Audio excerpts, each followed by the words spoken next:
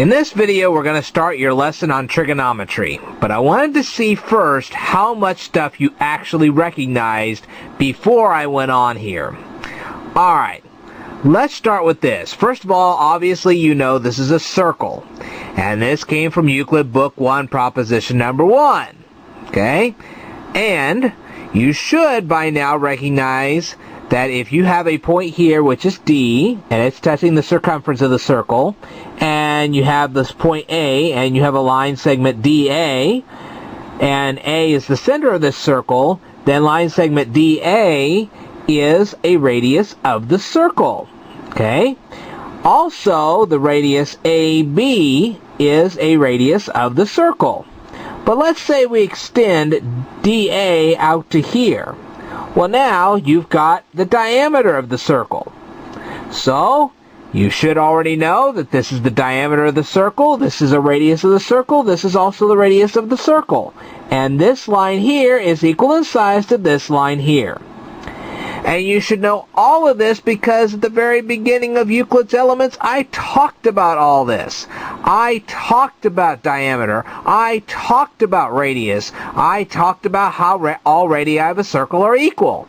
I talked about all this. But if you didn't know all that, you should go back. Okay? Now, you should have noticed something else. This DA actually extends out past the circumference of the circle going this direction. It also extends out in this direction. So, this whole line here, extending past the circumference in either direction, is a secant line. If you don't know what that is, you need to go back a few videos and check that out. Now, you should also notice one other thing.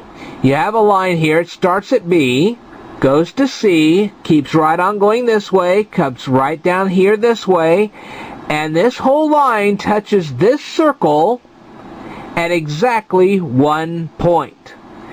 Now, do you remember what that line is called when a line touches a curve at exactly 1 point? If you don't, you need to go back, because you see that's the tangent to a curve. This is a curve, it's a circular curve. This is the tangent of that curve, and if you don't know what I'm talking about, you need to go back and find out. Now, let's see what else you've realized here. You have a triangle right here. Well, shoot, the first few Euclid proofs talked about triangles. But if you go to Euclid Book 1, proposition number 47, you also find out that this triangle here is a right-angled triangle.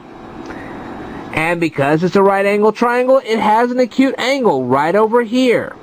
Okay? And I talked about all this in a bunch of previous videos.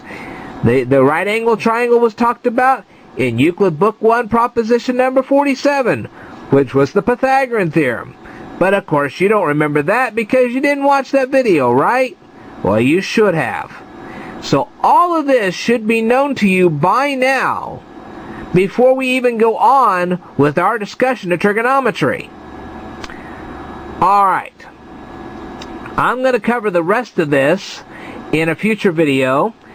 If you don't know all the things that I just told you right now, you should go back to all those previous videos and restudy all that material, because you should know all of this by now.